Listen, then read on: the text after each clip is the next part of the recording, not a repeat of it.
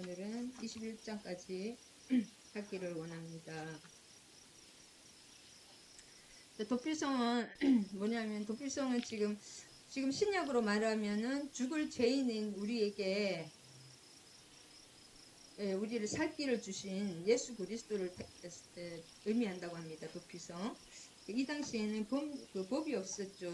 그 창세기야 이런 데 보면, 창세기 같은 데 보면 피해 보복법이라 그래요. 창세기 9장 6절이나 출애굽기 22장 또 이런 거 보면 피는 피로 눈은 눈으로 디은되는 디은 사람으로 맞은 손을 자르면 누가 손을 그 사람 자르고 눈에는 눈을 누가 나를 빼면 그 사람 눈을 빼고 나를 죽이면은 누가 우리 가족이 반드시 피해 보복을 해야 됩니다. 그게 법이거든요.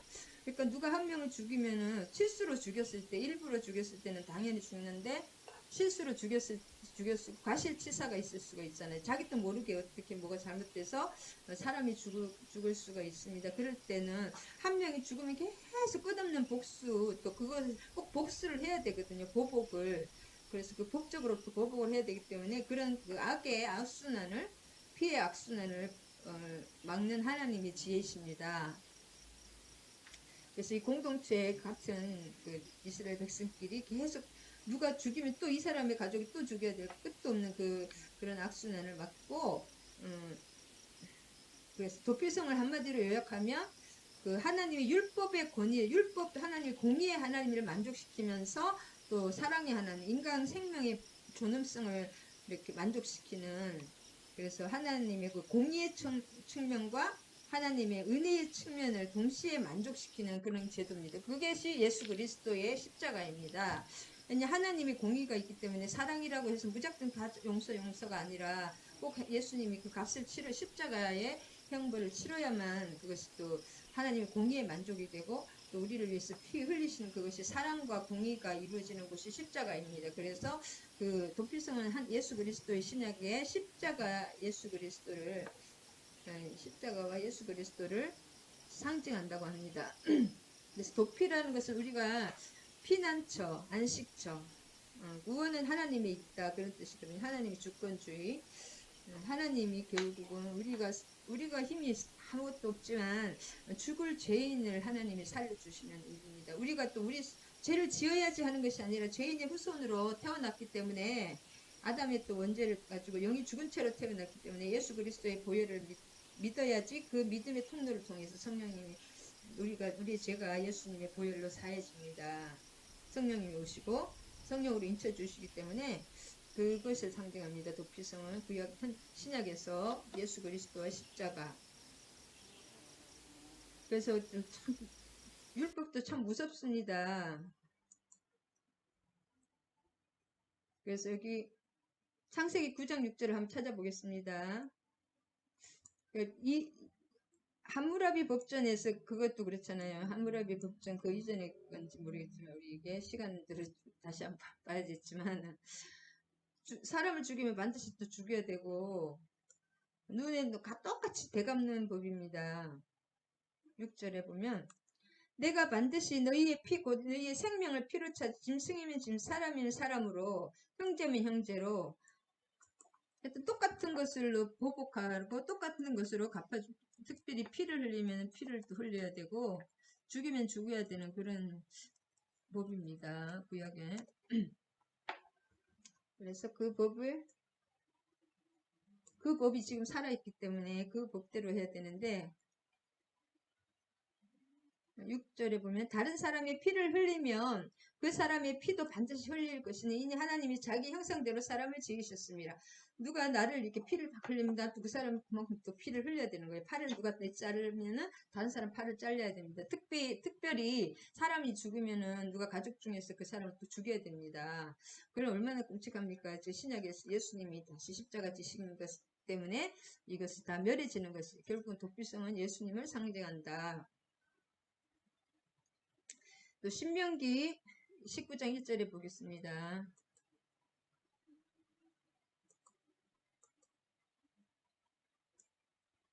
성경은 성경으로 자증됩니다. 19장 1절 20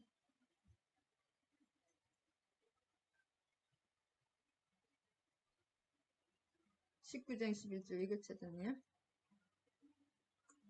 신명기 19장 11절에도 보면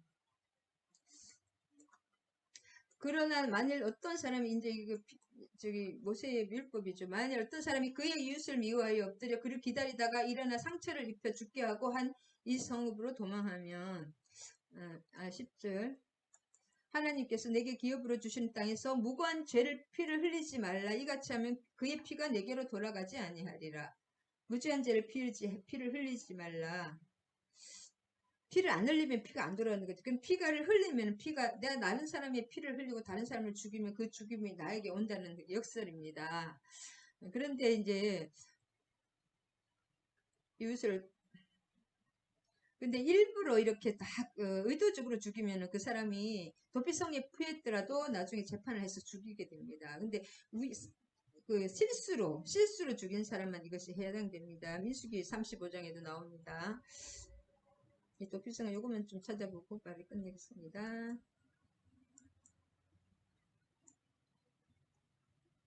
민수기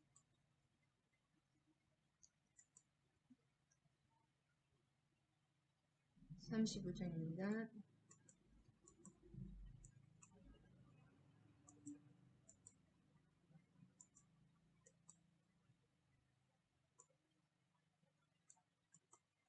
민수 35장 16절에 에서 21절까지인데 만일 철연장으로 사람이 쳐 죽이면 그는 살인자니 살인자를 반드시 쳐 죽일 것이.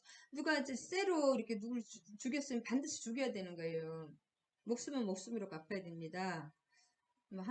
만일 사람을 죽일 만한 돌을 손에 들고 그 사람을 쳐 죽이면 이런 살인한 자니 그 사람은 반드시 돌로 사람을 때리면 반드시 죽여야 되는 거예요. 안 죽이면 안 됩니다. 그것도 불법입니다. 그러니까 얼마나 끔찍합니까? 만일 사람을 죽일 만한 나무 연장을 손에 들고 사람을 쳐 죽이면 그는 살인한 자니 그리 살인자는 반드시 죽일 것이. 그 살인자를 우리가 용서해주고 싶잖아요. 그러면 안 돼요. 그게 반드시 죽여야 되는 거. 하나님은 명령은 반드시 해야 되잖아요. 피를 보복하는 자가 그 살인자를 자신을 죽이면 그를 만나면 죽일 것이요. 이제 그것을 복수하는 사람이 또 있을 거 아닙니까? 보복자, 피해 보수법, 피해 보복하는 어떤 그 사람이 대상자를 이제 자기 집에 원수가 그 사람을 만나면 죽여야 된다는 거죠. 이것이 민수기와 신명기에 다 나와 있기 때문에 모세율법에 반드시 죽여야 되는데, 그래서 20장을 요약해 보면 12지파에 대한 기업 분배가 끝나고 완료됨으로써 이제 남은 일은 백성들이 하나님의 언약대로 그분의 계명과 규례를 준수하는 일인데 이에 여호수아는 먼저 가나안 땅의 6개의 도피성을 특정하셨습니다. 도피성을 가나안 우편과 좌편에 합쳐서 좌우 오른쪽 왼쪽에 다 합쳐서 6개를 이렇게 이쪽으로 가다가 또 죽이는 수가 있거든요. 너무 재단불을 만일에 잡으면은 내가 실수로 했을 때 재단불을 잡으면은 그 사람을 죽일 수가 없는데 재판을 받아야 되는데 가는 도중에 또 죽일 수가 있습니다. 너무 멀기 때문에 그래서 가까이 할 수 있게 곳곳에 도피성을 6개를 아까 제가 어디다 해놓은 것 같은데 그래서 도피성을 이렇게 게데스, 바산골란, 길르암은 이렇게 각 곳에 삼각형으로 여기서 여기까지 여기 가려면 너무 멀잖아요. 가까운 곳에 갈 수 있게 세겜, 헤브론, 벳셀. 헤브론은 또 사람이 많으니까 이쪽에 각 곳에 가까운 곳에 이렇게 6개를 만들어 주셨습니다. 하나님 하라 그래서 그렇게 했습니다.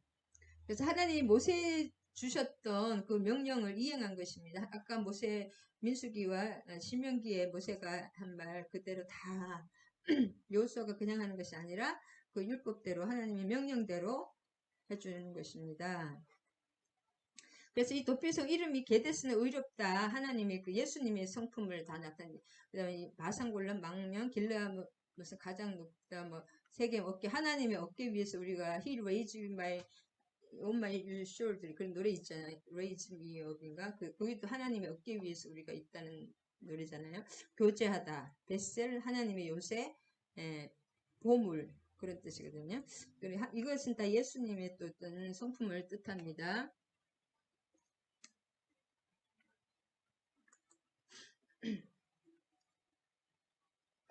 네, 그래서 1절에서 9절까지 보면 여호와께서 30, 예수기로 들어갔네요. 여호수아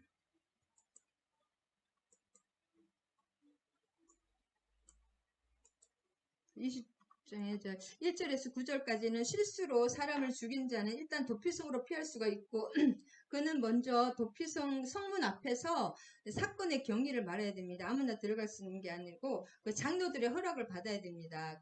그래서 성 안으로 이제 들어가게 되는데 그런 다음에 그는 회중 앞에서 반드시 또 재판을 무작정 들어간다고 다 사는 것이 아니라 재판을 반드시 받아야 됩니다. 이때 고의성이 인정되면 그는 사형이 처해지고 출애굽 21장 14절에 나오는데 민수기 35장 16절에 아까 신명기 19장 11절에도 나오고 일부러 죽였으면 사형이 재판 결과 도피성이 아무리 피했더라도 사형에 해당됩니다. 요압 장군이 그랬죠. 제단불을 잡았지만은 나중에 죽었죠. 다윗에게. 그런 것처럼 그 다음에 흥미로운 것은 무죄가 증명되더라도 이 사람이 무죄가 증명되더라도 그는 왜냐면은 사람을 죽였잖아요. 어쨌든 아무리 실수지만 사람을 죽였기 때문에 근신해야 되기 때문에 그리고 그 사람이 나가면은 그 가족들이 얼마나 마음이 아팠겠습니까? 자기 가족을 죽인 사람이 그냥 너무나 멀쩡하게 막 아무 죄 없이 돌아다니면은 그 사람 서로 상처고 또 이렇게 보복을 할 수가 있잖아요. 아무리 그 사람이라는 게. 그렇기 때문에 서로를 보호하고 근신하게 하기 위해서 대제사장, 자기의 그때의 대제사장이 죽기까지는 그 사람은 사실상의 죄인으로 그 도피성에 머물러 있어야 하는 것입니다. 민수기 35장에 이렇게 나오는데 이것은 그 보복자의 손으로부터 생명을 또 보호하는 것도 있고 오히려 그 사람을 보호하는 것도 있고 서로 간에 보호하기 위해서 그리고 아무리 일부러 죽인 것이 아니지만 사람을 죽였다는 것은 죽이는 살인은 살인이잖아요. 그렇기 때문에 근신을 해야 되는 거잖아요. 죄인으로서 근신을 해야 됩니다. 그래서 도피성은 법의 권위와 인간의 그 율법의 공의성을 만족시키고 하나님의 은혜, 사랑의 생명의 존중과 하나님의 은혜, 하나님의 사랑 두 가지를 다 동시에 만족시키는 것이다. 그래서 부지 중에 살인한 사람만 재판 후에 허락을 받고 이렇게 되는 거지 아무나 거기 가서 도피성에 간다고 다 이렇게 되는 것은 사는 것은 아닙니다. 그래서 고의성이 없는 고의성이 도피성에 가더라도 고의성이 인정되면 사형에 처해지는 것을 볼 수가 있습니다. 그래서 이게 도피라는 도피는 여기 너희에게 도피성들을 너희에게 정하여 이 도피라는 것은 피난처 안식처라 그런 뜻이거든요. 지금도 도피처가 있지 않습니까? 그 여자 가정폭력의 그 도피처 아니면 아이들도 이렇게 가정에서 그런 게 애들 괴롭히는 거 있잖아요. 아이들 죽이는 것도 요즘 많지 않아요. 그런 도피처가 지금도 많습니다. 쉼터, 뭐 도피처 이런 거. 미클라트 구원은 하나님에 있다는 뜻입니다. 이것이 결국 도피성은 예수 그리스도다. 우리가 세상에서는 아무리 고난받고 또 가족으로 인해서 요즘은 참 가장 가까운 사람이 가장 큰 고통을 준다고 합니다.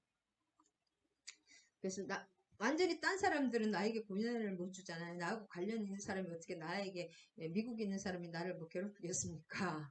가장 가까운 사람이 나를 괴롭힙니다. 상처를 많이 주기 때문에 그럴 땐 떨어져 있어야 됩니다. 예수님께 어쨌든 조금 떨어져 있는 것이 치료를 위해서 좋습니다. 치료를 위해서도. 지중에 알면서 죽인 거는 그 사람 사형이다. 아까도 말했지만 그 자기의 사건을 상노들에게 그 도피성에 갔더라도 말하고 허락을 얻고 들어가는 것입니다. 그 성 자체가. 도피성은 이제 6군데로 골고루 퍼져 있다. 레위 사람들처럼. 그 다음에 피해 보복자가 그를 따라온다 할지라도 그들은 그 살인자를 그의 손에 내주지 말지니 이는 본래 미워함이 없이 부지 중에 그의 이웃을 죽였습니다. 만일에 그걸 알고 누가 가족이 따라올 거 아니에요. 옛날에는 법이 없으니까 한마디로 율법밖에. 그러면은 그 사람을 보호해줘야 된다는 거죠. 실수를 했기 때문에.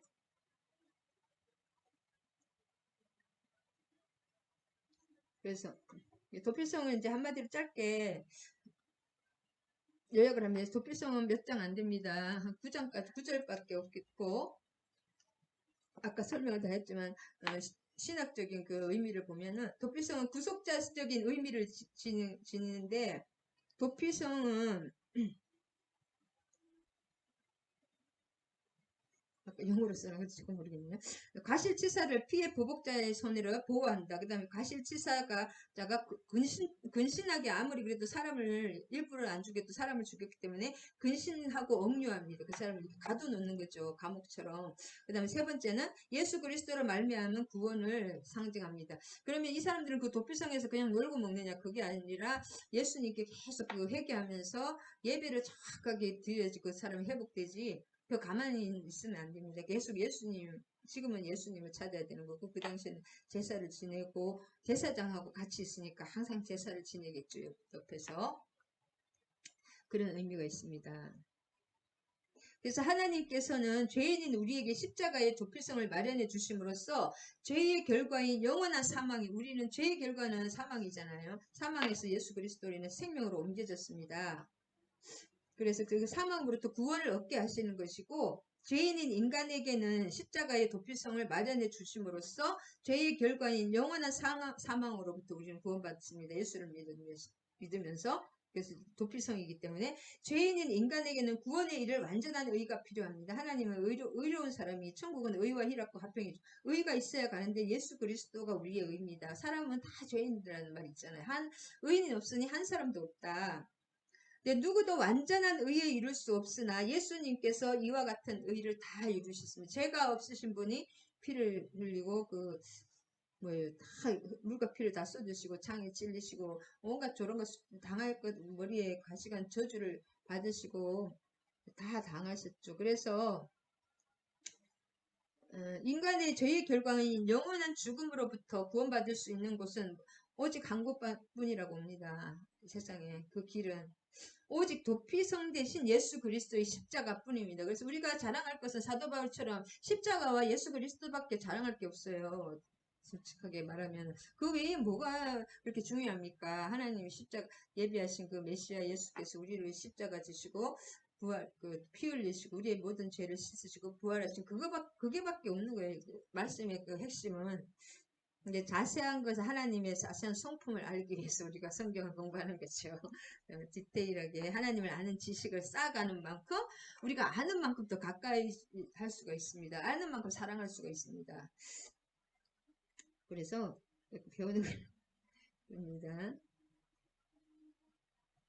그래서 그리스도만이 심판에서의 피난처 구원자이심을 믿고 오직 그에게 피하는 모든 자는 뭐예요? 완전한 그 구원이 성취가 되는 것이 구원에 관한 모든 계시가 신약의 그 예수 그리스도에 이르렀어야 명확해지고 우리 구약은 신약의 그림자잖아요. 이 신약이 따로 떨어져 있는 것이 아니라 이 구약이 서서히 이렇게 수건을 쓰고 쓴다가 수건을 꽂는 점점 명확해지는 거죠. 클리어해집니다. 신약으로 예수 그리스도로 완전히 명확해지고 확실해지고 완전한 의미에서 성취가 됩니다. 우리는 이 시간 예수 그리스도를 믿으면서 이 땅에서도 그 우리의 모든 죄가 사해지고 의롭게 되기 때문에 영이 사는 사람은 그 성령님과 함께 예수님과 하나님과 함께 하기 때문에 그분의 말씀과 성령의 통치를 받는 그것이 천국입니다. 여러분 천국은 시공의 개념이 아니라 통치의 개념입니다. 그래서 내가 온전히 그 하나님의 말씀 안에 성령 안에서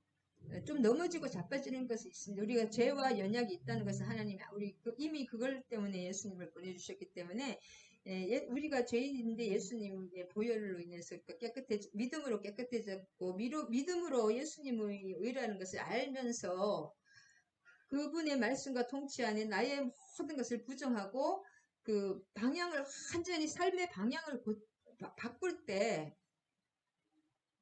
삶이 완전히 달라집니다. 우리가 회개를 어중간하게 해서 회개는 잘못했다고 그냥 이렇게 뉘우치는 것이 아니라 그 방향을 완전히 고치고 나의 지금 현실의 삶에 이것이 아니라는 것을 방향과 삶의 모든 패턴과 생각까지 다 고치는 것입니다. 그것이 그 다음에 삶의 열매까지 맺어야지 그것이 회개지. 회개하라 천국이 임할, 회개하면 천국이 임할 것이다. 온전히 회개를 하면은,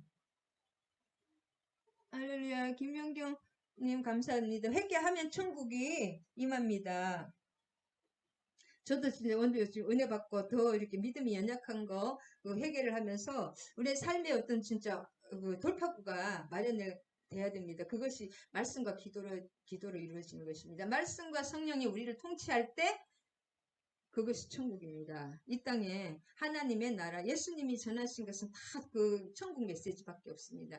예수님 자체를 전하는 게 아니에요. 천국은 이런 것이다, 이런 것이다. 천국 복음을 전하셨습니다. 예수님은. 그래서 천국 비유, 천국은 이런 것이다. 천국은 점점 이렇게 천국의 그 씨앗 뿌리는 거 그런 것도 보면 천국의 그 옥토밭 무슨 밭 뿌리는 것도 그 씨와 씨 뿌리는 사람이 하는 거지 그 밭 자체가 할 수 있는 거는 아무것도 없습니다. 그렇잖아요. 그 이스라엘에는 막 씨를 막 뿌린 다음에 그 다음에 밭을 이렇게 간다고 합니다. 10월에. 그렇기 때문에 씨 뿌리는 자와 씨가 씨 뿌린 자 되시고 농부 되시고 씨앗 되신 것은 예수님이시잖아요. 하나님이시고 씨가 예수님이신데 뿌리는 자와 그 씨 자체가 예수님이 우리를 위해서 미랄이 되신 예수님이신데 그분의 수고로 인해서 되는 거지 그 밭이 할 수 있는 건 아무것도 없어요. 가시를 직접 밭이 빼낼 수가 있나요? 그 다 뿌린 다음에 가시들 제거하고 돌도 제거하고 그 과정이 우리의 인생입니다. 그래서 그게 힘든 것입니다. 가시가 많고 돌이 많을수록 시간이 또 많이 걸릴 수도 있고 하여튼 우리 자세한 거는 하나님이 아시겠지만은 그것이 우리의 밭 상태를 이렇게 해서 하나님은 그 옥토밭에 그것을 위해서 우리를 지금 말씀을 씨를 뿌리고 계십니다.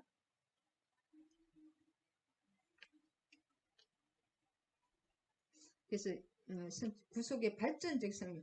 하나님의 나라는 항상 성장하는 것이 여러분 30배, 60배, 100배 성장하고 또 밀가루 반죽의 저것처럼 그냥 눈에 보이지 않는 그 겨자씨만 거의 제일 작은 겨자씨 눈에 안 보이는 그것들이 어느 순간에 세상을 지금 지배하고 있잖아요. 그것이 하나님 나라라고 합니다. 하나님의 통치.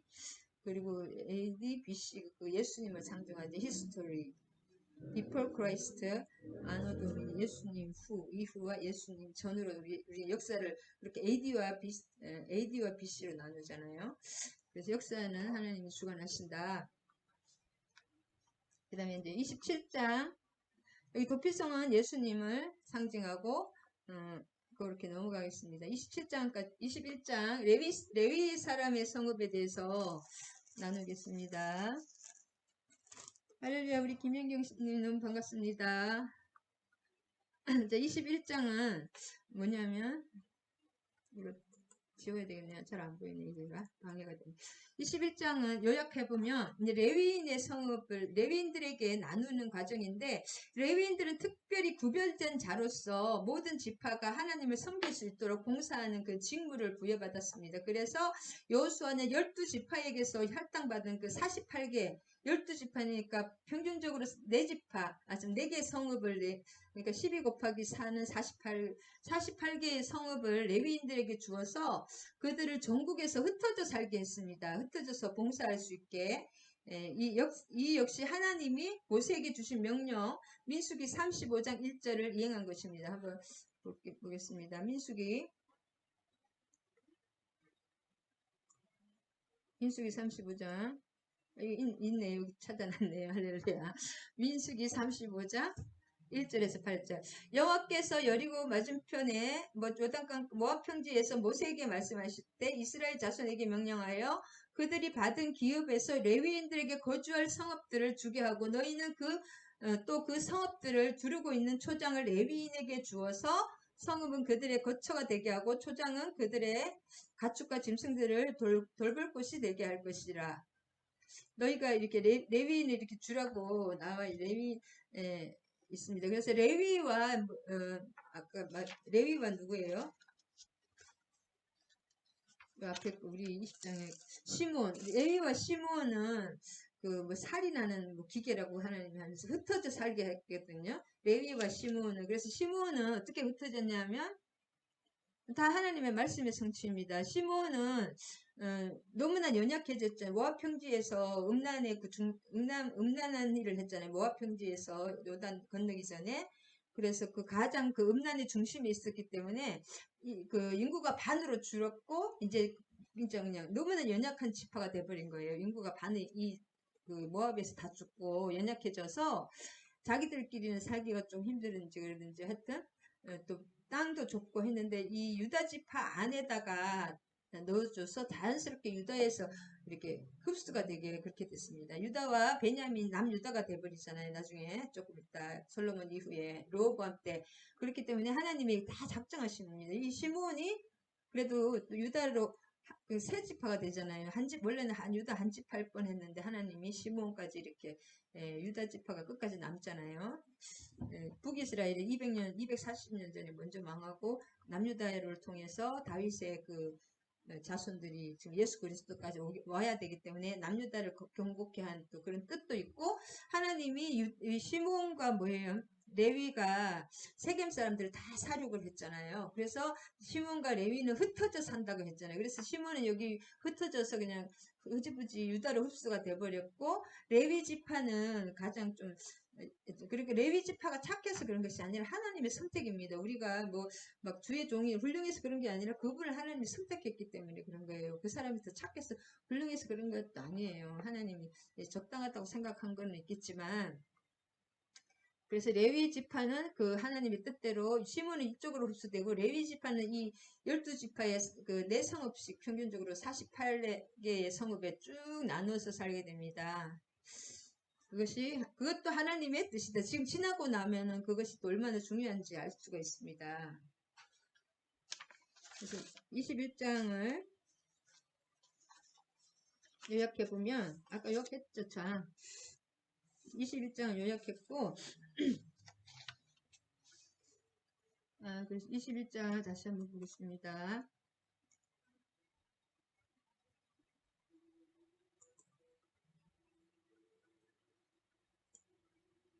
맞나요?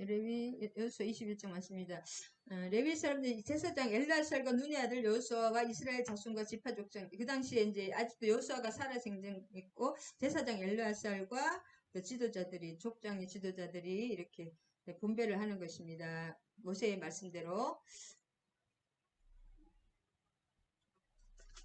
그래서 1절에서 3절까지 레위인들도 이제 레위는 기업이 없고 하나님이 그들의 기업이라고 했잖아요. 그러면 레위는 지금 다 좀 하나님이 좀 그것도 좀 얇은 것 같아. 처음부터 레위 것을 딱딱딱딱 찍어주는 게 아니라 12지파에게 다 나눠주고 이제 나는 이걸 내 거라고 생각했는데 거기서 또 떼어서 레위를 한 4성읍 정도를 줘야 되는 거예요.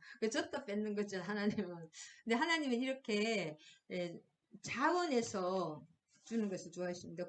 각각 고린도후서 9장 7절에 각각 그 마음에 정한 대로 할 것이요 하나님이 모든 은혜를 너에게 넘치게 하사 모든 착한 일을 넘치게 한다 그런 거 있죠.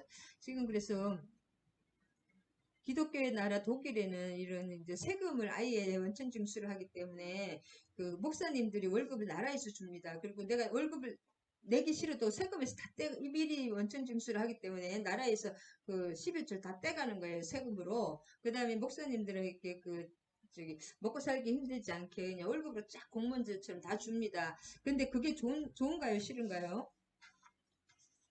기독교 신학의 나라 루터와 뭐 모든 그런 나라지만은 지금 가장 이렇게 다운돼 있습니다. 기독교 나라인데 왜냐하면 자발적으로 하는 것이 중요한 거예요. 자발적으로.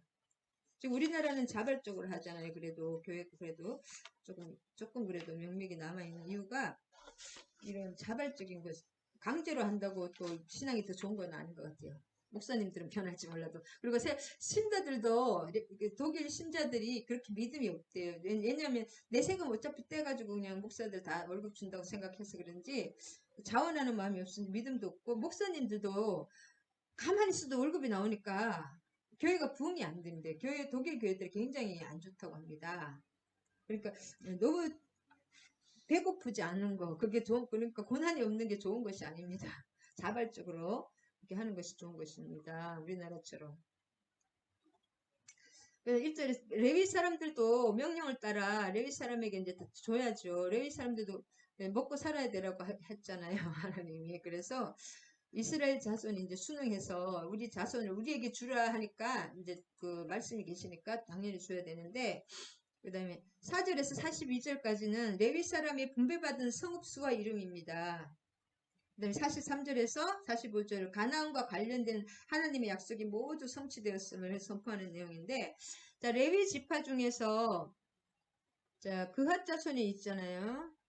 이제 3절에 그핫 자손이 먼저 나옵니다. 이 레위의 둘째 아들인데 왜 그핫 자손이 먼저 나오냐면은 대제사장 아론의 자손이기 때문입니다. 그래서 그 아론의 자손에게서 그 대제사장들이 계속 나오잖아요. 나답과 아비후는 죽었지만 엘라살과 이담을 지금 현재 엘라살이 대제사장을 맡고 있거든요. 그래서 아론의 집 둘째지만 그 대제사장이 아론의 집하기 때문에 먼저 뭐 선수권이라고 해서 우선권을 가지고 13성읍을 받았습니다. 유다집, 근데 이 사람들 어디를 받아? 유다와 시몬 지파와 베냐민 지파에서 그 남유다가 될 지파를 딱 받은 거예요. 대제사장, 이것도 하나님의 뜻이겠죠. 끝까지 이제 이 사람들이 있었기 때문에 남유다가 유지가 됐는지는 모르겠지만은 어쨌든 하나님의 그 어떤 섭리, 눈에 보이지 않는 섭리라고 할 수 있습니다. 이것도. 베냐민과 이 시몬도 이제 유다라 흡수가 됐기 때문에 베냐민과 유다 안에서 이 사람들이 그 대제사장 이 사람들이 성읍에 그 동네에 살면은 그 영향력을 받을 수밖에 없잖아요. 거기서 제사를 지내야 되고 거기서 교육을 받아야 돼. 왜냐하면 이 레위 지파들이 교육과 행정을 다 맡았습니다. 그리고 막 그런 걸 다 교육 다 이 사람들이 영향력을 다 끼쳤어요. 말씀도 가르치고 제사도 지내고 행정도 하고 모든 것을 상담도 하고 모든 것을 가르치고 교육에도 전담했기 때문에 말씀을 가르치잖아요. 이스라엘은. 그것도 하나님의 섭니다. 이 그앗 자손은 유다와 시몬, 베냐민 기업 중에 13개를 여기서 다 13개 기업을 받습니다. 그앗 자손이. 그 다음에 나머지 자손들은 10개를 받습니다. 10개. 예, 그래서 그앗 자손이 얻은 성읍은 23성읍이고 나머지 자손 그앗 자손이 23성읍을 얻은 거의 반을 얻었네요. 48 중에. 이 사람들 그앗 자손인데 유다, 시몬, 베냐민 이 사람들이 거의 다 예루살렘 가까운 일대에 살았습니다. 그래서 이것이 나중에 남유다가 된다. 그리고 좀 제일 제사장 그런 성읍이 됩니다. 그래서 왜냐하면 여기가 예루살렘 성전이 세워지게 되어서 아론의 자손들이 이곳에서 섬기게 될 것과 관련해서 하나님이 이미 예비하신 것입니다. 할렐루야. 10성읍 그 다음에 합쳐서 20성읍을 받았다. 그 다음에 게르손은 첫째 아들, 레위의 첫째 아들이지만 그앗에서 대제사장이 아론이 나왔기 때문에 이제 그 다음으로 장자지만은 므낫세 반지파에서 2개, 이사갈에서 4개, 아셀에서 4개, 납달리 3개, 13개의 성읍을 받았습니다. 게르손이. 그 다음에 무라리 자손은, 무라리는 막내거든요. 무라리는 스불론. 그 다음에 스불론에서 4성읍, 루벤 4, 가치파에서 4, 그래서 3, 4, 10, 12개의 성읍을 받았습니다. 저 위쪽이나 이 루벤 이런 데서 받았네요. 이걸 이 사진을 보는 게 나을 것 같은데.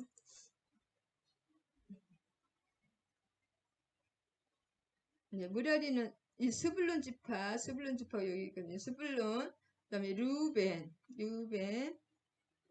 갓 지파, 갓과 루벤, 요단 동편하고 스불론하고 합쳐서 여기서 무라리에서 12성읍을 받았고, 그렇습니다. 아까 그앗 자손이 좀 중요하죠. 왜냐하면 이제 제사장 집안이 이쪽으로 그앗 자손의 엘라사를 통해서 오기 때문에 여기서 요 헤브론이 유다 땅이거든요. 이쪽이 헤브론과 시몬 여기 어디예요? 베냐민 합쳐서 13성읍을 받은 여기가 예루살렘 성전이 된다. 이것을 알 수가 있습니다. 자, 그래서 9절에서 19절까지는 유다 9절에서 19절 9절 어디 갔나요? 9절에서 19절까지 보면 유다 자손의 지파와 시몬 자손의 지파 중에는 이 아래 기명한 기업들을 주었다.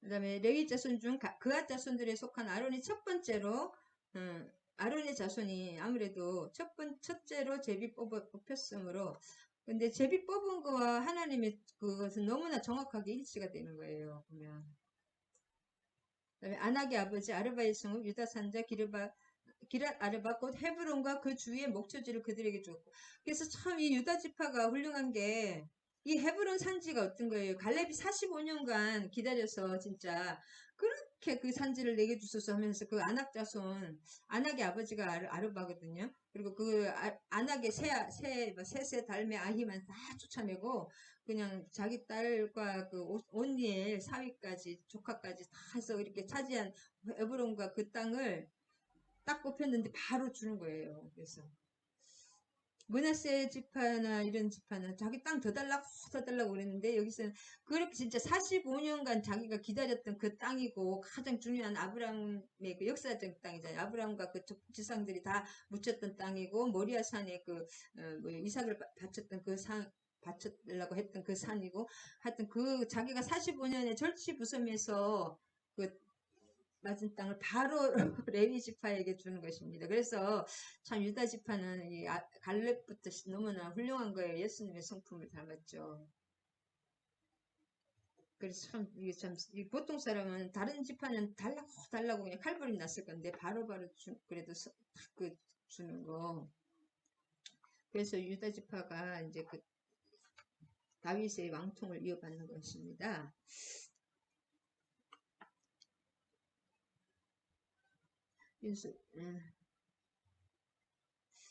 9절에서 19절까지 보면 유다와 시몬 베냐민 지파에게 아론의 자손이 더 분배받은 성읍은 13성읍이 있는데 아까도 말했지만 이 지역은 주로 가나안 남부 지역 있잖아요. 남유다가 되는 지역 있잖아요. 그래서 레위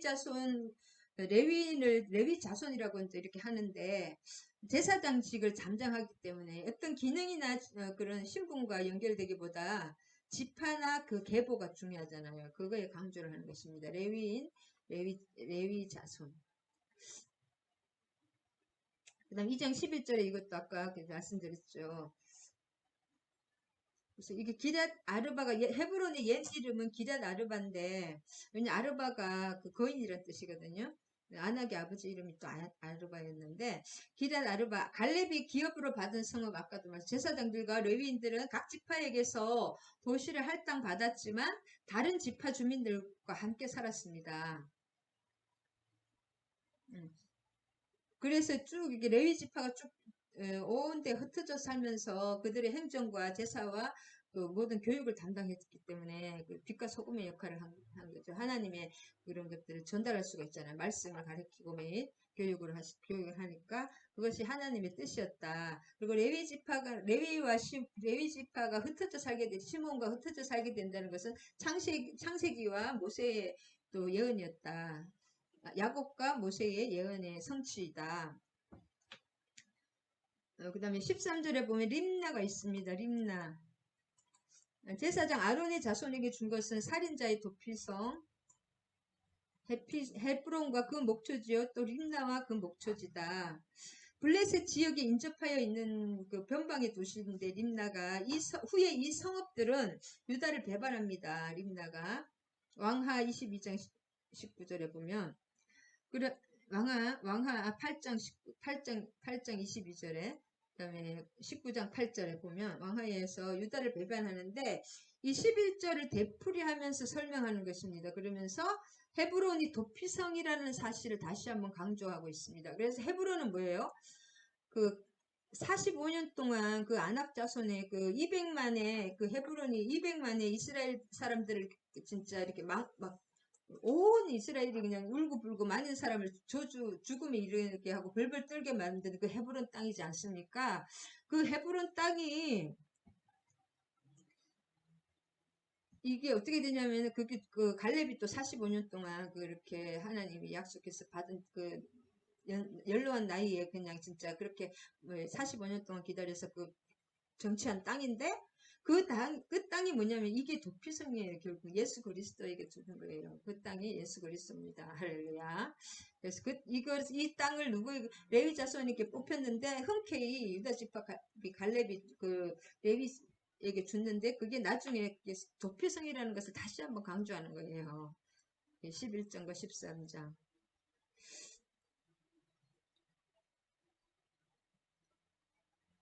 13장 림나. 그래서 제사장 아론에게 준 것은 살인자의 도피성 헤브론. 여기서 11절에서 헤브론이 한번 나왔는데 살인자의 도피성 헤브론이 또 나온 것은 여기가 이 헤브론이 그만큼 중요한데 그 땅을 45년 동안 기다리고 200만을 떨게 했던 그 헤브론을 아낙 자손이 살았던 그 헤브론 땅을 갈렙의 믿음으로 그것을 쟁취했는데 그 땅이 다시 한번 어떻게 되냐, 레위 지파에게 주어지고 또 누구에게 주어지냐, 도피성으로 된다는 거예요. 그러니까 예수 그리스도 아주 그냥 죄인들, 연약한 죄인, 죽을 수밖에 없는 그 죄인들을 위한 그런 성읍으로 사용된다는 거예요. 가장 귀한 성읍이 가장 낮은 자를 위한, 진짜 살인자를 위한 성읍 아닙니까? 그걸로 사용된다는 거, 그것이 진짜 예수 그리스도의 그런 어떤 사역을 상징하는 것 같습니다. 성경이나 어디나 두 번 반복된다는 것은 그만큼 중요하다는 때문에 계속 그 도피성 이렇게 얘기를 하는 것입니다. 그 다음에 27절에서 27절에서 33절까지는 레위 가족의 게르손 자손에게는 므낫세 반지파 중에서 살인자와 도피성 바산 골란과 그 목초지를 주었고 또 브에스라와 그 목초지를 주니 두 성읍이요. 레위 가족 게르손은 첫째 아들이지만은 이제 둘째 취급을 받는 거죠. 도피성 바산골란과 그 레위산에게 쭉 주었고 23절까지 게르손 자손이 받은 건데 게르손 자손은 팔레스타인 북쪽과 동쪽 오른쪽에도 있었잖아요. 그래서 이거 아까 이걸 좀 어딨지? 지도를 좀 보는 게 빠릅니다. 여기 하나는요.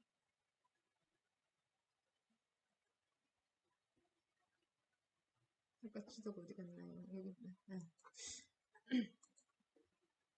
그래서 여기 게르손 자손 것은 여기 루벤과 각과 어디를 그랬냐? 게르손 자손은 팔레스타인 북동쪽 오른쪽을 쭉 이렇게 약간 그렇게 했죠. 오른쪽. 이사갈과 각과 루벤 요 세 개 쭉 이렇게 여기를 납달리. 그래서 그렇게 루벤, 갓, 스불론, 납달리를 거짓나요? 납달리. 납달리가 여기입니다. 여기 이렇게 쭉 해가지고 이렇게 오른쪽으로 북쪽으로 해서 오른쪽으로 쫙 이렇게 되는 것이 그 성읍을 얻었습니다. 그래서 납달리에서 셋이고 아셀 지파에서 아셀 여기 있죠. 아셀 지파에서 아셀 지파에서 넷, 그 다음에 이사갈 지파에서 4개, 므낫세에서 둘, 므낫세는 반 2개니까 그 2개를 주었고, 그래서 게르손 자손은 이렇게 쭉 위에서부터 쭉 이렇게 동쪽으로 오른쪽으로 쭉 내려옵니다. 그 다음에 므라리 34절에 므라리 자손은 레위의 셋째 아들이잖아요. 막내 아들 말리와 무시의 아버지라는 사람, 말리와 무시의 아버지인데 므라리 자손은 스불론 있죠. 스불론, 루벤, 갓 지파에서 4성읍씩 432. 같은 지파에 여기도 주고 저기도 주는 거예요. 그래서 432 이렇게 받았습니다. 취하였습니다.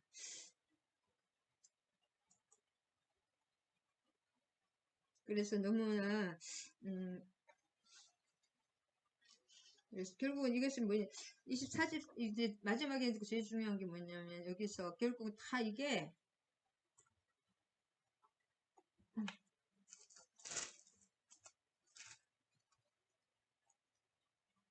43절에서 45절까지를 보면 약속하신 온 땅을 차지하는 것입니다. 하나님께서. 이게 우연히 한 게 아니고 무작위로 한 것이 아니라 하나님의 그 예정하심에 계획하심에 다 들어가 있다.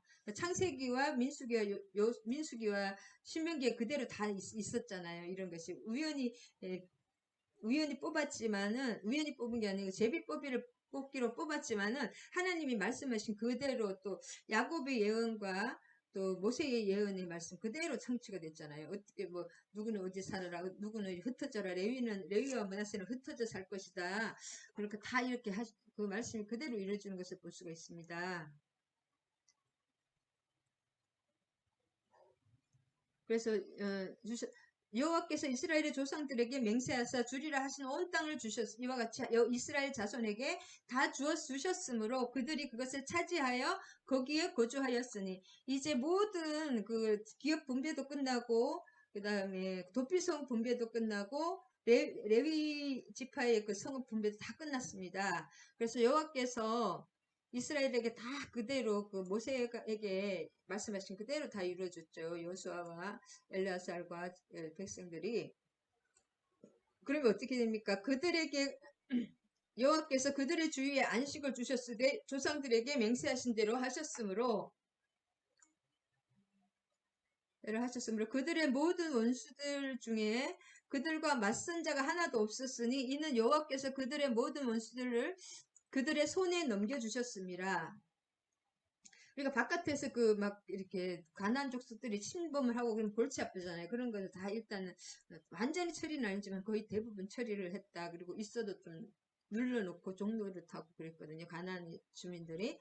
그래서 여호와께서 이스라엘 족속에게 말씀하신 선한 말씀이 하나도 남김이 없이 다 응하였더라. 이것은 뭐예요? 하나님은 말씀의 성취라는 게 결국 하나의 약속이죠. 말씀은 이 신약과 구약 하나님의 말씀, 약속의 말씀입니다. 옛날의 약속, 새로운 약속, 구약, 신약. 이 약속의 말씀이 하나님의 말씀의 성취입니다. 결국 하나님의 말씀 우연히 하시는 것이 아니라 하나님이 창세 이전에 다 하나님의 그 책에 기록이 되어 있습니다. 그래서 시편이 그 말이죠. 네가 태어나기 하루도 되기 전에 너의 일생이 주의 책에 다 기록이 되어 있다는 말씀 있잖아요. 이 책에 다 기록되어 있는 것입니다. 하늘 책에, 하나님 책에. 그것들이 이루어지는 과정이다. 그리고 이 세상이 다 망해도 하나님의 말씀은 1.1억도 없이 다 이루어진다는 말씀 있잖아요. 시편에. 그러니까 선한 말씀이 하나도 남김이 없이 다 응하였더라 이루어졌다는 거죠. 우연히 되는 것이 하나님은 모략자입니다. 계획을 하시고 준비를 하시고 예정을 하시고 예비하시고 하나님의 뜻대로 그것을 우리의 그것을 어떻게 알 수 있냐? 하나님은 우리의 소원으로 우리 인도하십니다. 기도를 하면 할수록 하나님과 꿈과 비전을 주신 꿈이 없는 백성은 망한다. 꿈을 받아야 됩니다. 기도해서 꿈과 소원을 받으면은 기도하면 할수록 더 확실해지고 그 길이 계속 열리는 것입니다. 하나님의 비전이나 하나님 주신 꿈은. 그러면 그걸 열심히 순종해 나가면서 옆에서 작은 사랑을 베풀면서 말씀대로 말씀과 기도로 나아가시면은 하나님 인도하시는 맞는 것입니다. 그래서 여호와의 안식일은 44절에 여호와께서 안식이죠. 군사적인 안식이잖아요. 나라를 가나안을 어느 정도 대충 정리를 다 해놨기 때문에 정치적 군사적인 안정이 됐잖아요. 그 다음에 백성들에게 도피성도 도피성이죠. 이거는 이제 정치적인 그런 군사적인 안정이라면 영적인 안정이죠. 도피성이 있으면 혹시라도 보호받을 수가 있잖아요. 부지불식 중에 사고를 쳤을 때. 그 다음에 그 제사장 레위 지파들을 쫙 둘러서 이렇게 흩어서 다 말씀을 가르치고 제사를 지내고 또 행정까지 또 필요한 걸 다 레위 지파들에게 그런 것을 맡겼고 교육을 맡겼기 때문에 영적인 안식까지 이제 들어가는 것입니다. 여호와께서 안식을 주신 것입니다. 여기가 44절에 그들을 주위에 안식을 주셨을 때 하나님의 그 말씀과 하나님의 법칙대로 통치 안에 들어가면 하늘이 주는 안식과 평안이 있습니다. 그래서 똑같은 환경이라도 하나님의 안식이 없을 때는 막 불안하고 그렇지만은 그 사도 바울이 얼마나 죽음에 또 그 여러 가지 동족의 뭐 온갖 그 고난에 시달렸잖아요. 막 돌에 막 별 죽음을 그렇지만 그분의 마음에 heavenly peace 하늘의 안식이 있었기 때문에 평안했어요. 스데반 집사도 그런 거예요. 죽으면서도 평안했잖아요. 하늘의 안식을 가졌잖아요. 그러면 하나님이 주시는 하늘의 그 안식을 가지면은 이 세상 것이 굉장히 작아 보이기 때문에 문제가 되지 않습니다. 근데 내가 하나님이 막 안 보이고 이 세상 걸 너무나 육의 눈이 밝아지고 혼의 눈이 밝아지면은 그 문제가 막 태산이 되고 하나님은 안 계시고 그랬기 때문에 작은 문제로 넘어집니다. 그래서 그것을 영적으로 내가 일어서고 하나님 앞에 나아가야지 그런 것이 해결되는 것을 볼 수가 있습니다. 그래서 하나님에게 나타난 역사적 사건은 뭐예요? 이게 다 역사적으로 이루어졌잖아요. 이런 것은 바로 하나님의 그 말씀의 성취입니다. 그러니까 창세기 야곱의 말씀의 예언의 성취고, 그다음에 민수기와 신명기 모세의 예언의 성취잖아요. 그러면 그것이 우연히 됐네. 하나님 말씀하신 그대로 된 거잖아. 하나님이 모세에게 말씀하시고 야곱에게 죽기 전에 그 예언을 하신 거잖아요. 유언 겸 예언, 유언 겸 자손들에게 죽기 전에 축복을 하고 죽고 예언을 하고 죽잖아요. 그것입니다. 그것이 자기들에게 나온 것이 아니라 하나님에게서 나온 안식이고 축복이다. 그래서 이제 21장 레위 그거를 간단하게 요약을 하면 아까도 요약했지만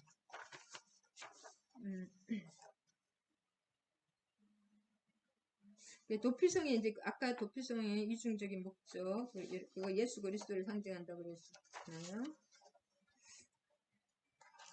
레위 지파의 분기. 레위 지파는 분기시 그러니까 이거 그 주의 종들은 그냥 가만히 있는다고 그런 게 아니라 말씀을 열심히 가르치고 하나님이 주신 어떤 그것을 계속 그 영적인 일을 교육을 하고 말씀을 가르치고 열심히 해야 됩니다. 그러면 하나님이 책임지시는 거죠. 그래서 저도 알바를 안 하고 요새 공부를 열심히 하고 있습니다. 기도를 하면 자꾸 하지 말라는 감동이 오셔가지고 이번 주까지 한번 기도해봐야 되겠습니다. 근데 얘가 하나님의 뜻을 잘 모르겠다 그럴 때는 기도를 계속 그것을 계속 한 일주일이로 계속 꾸준히 좀 하면은 하나님의 뜻이면 점점 확실해집니다. 그래서 그냥 잘 모르겠는데 헷갈리는데 그냥 탁탁 하지 마시고 조금 조급하게 생각하지 말고 조금 인내심을 가지고 더 하나님 앞에 나가고 더 그 집중적으로 그 문제 가지고 충분하게 기도를 하면은 하나님 뜻을 알 수가 있습니다. 그러면 내 마음이 자꾸 뭐 하고 이 마음 하나님을 생각나게 하시고 깨닫게 해주시고 마음에다가 소원을 주십니다. 근데 자꾸 뭘 하려고 했는데 자꾸 이게 마음이 자꾸 너무 안 가요. 기도하면 할수록 자꾸 없어져. 그럼 하나님의 뜻이 아니고 처음에 약간 좀 희미한 생각이었는데 기도를 하면 할수록 하나님의 뜻이면은 하나님의 예배를 드리고 말씀과 기도를 하면 할수록 더 뚜렷해지고 또 평안해지고 뭐 어떤 길이 생기고 자꾸 이렇게 소원이 생기고 그것은 하나님의 뜻입니다, 여러분. 하나님의 뜻을 분별하는 것은 그렇게 하면 내가 그냥 무당처럼 이렇게 너무 그렇게 하지 말고 평안하게 계속 기도를 더 하면 기도를 충분하게 하면 하나님 뜻을 알 수가 있습니다.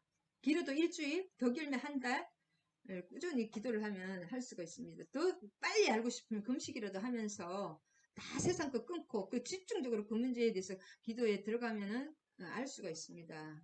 아니면 그렇게 강력하게 기도를 못할지면 일주일 아니면 며칠을 딱 시간을 두고 단일 기도 21일 정도 기도하면 모든 것을 어느 정도는 알 수가 있습니다. 하나님의 뜻은 평안과 기쁨이 오고 또 이렇게 뭔가 점점 더 강해집니다. 그것이 뜻이. 하나님의 뜻이 아닐 때는 기도를 하면 할수록 흩어져 버려요. 생각이. 그래서 하나님의 뜻을 분별하는 방법이다. 할렐루야. 그래서 결국은 그래서 레위인들을 어떻게 했냐면 레위인들 이때 조금 레위인들의 성읍 분배가 주는 그런 신학적 메시지를 보면 레위인들은 성별이 되어 있잖아요. 구별됐다는 거죠. 거룩하게 구별됐잖아요. 레위인들은 하나님을 위해서 헌신하는 중요한 직분을 맡았기 때문에 그들의 기업은 여호와 하나님이잖아요. 근데 하나님이 기업이라 하면 저도 목사지만 아직 새끼 목사지만 목사 역할을 못하게 하지만 하나님의 그 레위인이라고 할 수 있잖아요. 그럼 레위인은 여호와 하나님이 기업이다. 그럼 참 뭐랄까 좀 허황돼요. 허황돼. 허황됐다 그렇잖아요. 약간 그 잘 분별해야 됩니다. 그래서 하나님이 이래도 그냥 아무것도 안 하고 나 레위인이야 목사 자격만 따가지고 그냥 빨리 하나님 돈 내놓으세요 뭐 이렇게 뭐 그렇게 하는 것이 아니라 하나님이 주신 일이 있습니다. 그것을 열심히 말씀을 전하면 저는 이제 사람은 많이 없지만 열심히 공부를 하라는 하나님 뜻으로 지금 논문을 쓰고 있는데 그 열심히 하는 것이 그것을 하면 하나님이 또 필요하신 뭐 저 같은 경우는 알바도 할 수도 있고 여러 가지 하나님이 주시는 대로 살아가면 됩니다. 하나님이 나에게 준 일을 열심히 해야 됩니다. 세상 사람들 일을 안 하면 월급을 안 주잖아요. 그런 것처럼 레위인도 일을 해야 되고 일반인들은 그 세상의 일과 하나님의 일을 동시에 해야 됩니다. 본업과 생업을 동시에 해야 됩니다. 무슨 말인지 알겠죠? 교회도 섬기고 그 다음에 그렇게 해야 됩니다. 이것은 야곱의 예언의 성취로서 광야에서 금송아지 사건에서 레위 지파가 보여준 충성으로 인해서 그 레위 지파도 시몬 지파와 같이 저주를 받았거든요. 살육하는 기계고 막 레위 지파가 그렇게 저주를 받았는데 레위 지파가 이렇게 축복을 받게 된 것은 금송아지 사건에서 그때 레위인들이 나와가지고 막 그 사람들 다 이렇게 뭐랄까 심판했다 그러니까 죽였죠. 그러면서 축복으로 전향된 거 하나님의 뜻대로 그냥 그 살인도 하나님의 뜻이면 해야 되는가 봐요. 하나님의 뜻대로 그렇게 하면서 저주에서 축복으로 된 거예요. 레위 지파가. 그래서 레위인들은 이스라엘 백성 중에서 살았고 여러 지파 사이에서 흩어져 살면서 빛과 소금의 역할을 하는 직분을 받았습니다. 그래서 성소에서 하나님을 섬기는 일과 이스라엘 백성에게 율법을 가르치고 그 교정을 해줘야 됩니다. 말씀을 좀 잘 모를 때는 말씀을 교정을 해줘야 되고 율법을 가르치는 레위 사람들이 이스라엘 영토 전역에 분산되어서 성읍을 차지하며 산다는 것은 이스라엘의 백성의 거룩성을 상징합니다. 말씀과 기도로 거룩해지거든요. 말씀이 없이 절대로 거룩하지 않습니다. 빛이 없으면 어둠에서 헤맬 수밖에 없기 때문에 그 다음에 레위인들은 서로 간에도 영적 성장을 위해서 애썼습니다. 그 다음에 후대를 키우고 계속 그랬잖아요. 네, 선지자들도 보면 레위인들은 이스라엘 백성들의 신앙을 살펴보면서 서로 간에 영적으로 교제하는 일에 힘썼습니다. 서로 간에도. 그 다음에 레위 사람들에게 주어진 성읍은 총 48개였습니다. 12개 보통 한 지파에서 4개씩 줬는데 평균 4개 성읍을 내놓았습니다. 납달리만 3개를 놓았는데 32절 납달리는 3개만 내놓았습니다. 근데 그 대신에 유다와 시므온이 합하여서 9개 하나를 더 내놨기 때문에 평균적으로 4가 됐습니다. 납달리 하나 더 내놓고 유다와 시므온이 하나를 더 내놨다. 9를 내놨다. 그 다음에 곳곳에 흩어진 레위인은 그들에게 주어진 성읍들 주변에서 목초지에 가축을 키웠으며 42절에 목초지에 가축을 키웠으면 목초지가 있었고 모든 성읍에 이제 그래서 목초지가 필요했습니다. 가축을 조금씩 키워야 되니까 주변 사람들을 영적으로 섬기는 사역을 감당해서 이를 일반 생업을 하지 않고 다른 이제 말씀을 가르치고 제사를 지내고 또 행정을 맡고 여러 가지 이런 그런 일을 특별히 말씀 사역을 계속했습니다. 말씀으로 영적으로 섬겼습니다. 그 다음에 43절에서 45절을 이 모든 것이 여호와의 언약 성취에 따른 결과임을 강조하는 것입니다. 땅 분배 및 도필성 택정, 레위인의 거주 성읍 분배, 시작하는 부분마다 이 일이 여호와께서 모세에게 주신 명령에 따른 것임을 계속 반복해서 말하고 있습니다. 14장 5절, 20장 2절, 21장 3절. 세 번이나 그렇게 가나안 땅의 기업 분배가 모세를 통해 주신 여호와의 명령과 직결되어 있음을 알려주고 있고 이것은 여호수아서가 모세 오경의 연장선에 있다는 것을 말하는 것입니다. 창세기와 신명기하고 민수기의 성취잖아요. 여호수아가 결국은 그러니까 그것이 다 성경은 다 연관이 되어 있습니다. 가나안 땅의 기업 분배가 모세를 통해 주신 여호와의 명령과 직결되어 있음을 알려주고 아까 연장선에 있고 모세의 오경과 여호수아서로 시작되는 그 역사서는 서로 단절된 것이 아니라 신약까지 다 연결되어 있습니다. 선민을 이스라엘 하나님이 부르시고 택해주셨죠. 그런 언약의 성취가 말씀과 언약의 성취가 역사 흐름의 맥입니다. 그래서 제가 제목도 말씀하시고 역사 속에서 이루시는 하나님의 역사. 하나님은 원래는 계획하시고 이미 책에다가 기록이 다 계획하시고 역사를 말씀하시고 말씀으로 다 기록이 되고 말씀 또 선지자를 통해서 모세를 통해서 야곱을 통해서 말씀하시고 그 말씀을 그대로 여호수아와 통해서 순종을 통해서 이루시는 하나님의 역사입니다. 그 역사 성경의 파노라마 그것이 지금 우리 삶에까지 그대로 영향이 미치고 있습니다. 아멘. 감사합니다. 그래서 지금 우리 삶도 뭐 하나님의 부르심이고 눈에 보이지 않지만 하나님의 역사는 도덕하게 강력하게 역사하고 계시는 하나님을 알 수가 있습니다. 아멘. 그래서 우리 성경을 알면 하나님을 자세하게 알 수 있습니다. 하나님이 아는 지식을 더 알면 알수록 하나님을 알게 되는 거예요. 그러니까 성경을 모르고는 하나님을 알 수가 없습니다. 우리가 세상에 좋은 말, 참 아름다운 말, 좋은 말, 듣기 좋은 말도 많지만 성경 속에서는 성경에서는 하나님 다 우리에게 하시는 말씀이기 때문에 그리고 구약을 통해서 신약이 풀어집니다. 그 신약의 마태복음이나 그런 다 이 모세오경이나 구약을 통해서 거기서 다 온 것입니다. 우리 연구를 해보면 모세오경하고 다 연결돼 있어요. 그래서 그 하나님의 구약의 말씀에 그것을 알아야지 신약도 다 풀린다. 할렐루야. 네, 하나님의 성품입니다. 하나님 감사합니다. 오늘 또 20장과 21장 도필성 대신 예수 그리스도와 21장 또 레위 하나님 영적으로 하나님께 그 영적인 그 선민인 우리 영적 이스라엘인 우리들에게 하나님께서 주의 종들을 주시고 말씀을 주시고 또 구별하여 주시고 먹여 주시고 길러 주시는 하나님의 역사하심 그 세세한 역사하심을 역사 속에서 배웁니다. 우리도 하나님이 주신 그 사명에 작은 나에게 내 재능에 맞게 나에게 주신 능력에 맞게 주신 그 작은 일에 순종하며 감사하며 사랑하며 섬기면서 그것이 하나님의 일이라는 것을 깨닫고 그 작은 사랑을 나누면서 말씀을 저 같은 경우는 말씀을 더 열심히 연구하고 말씀대로 또 가르치고 살아내는 저와 우리 지체들이 되게 하시고 하늘에서 이루신 기록하신 아버지의 그 약속이 이 땅에서 우리를 통해서 그 아름다운 새 예루살렘이 지어질 때까지 이미 임한 천국을 우리가 맛보면서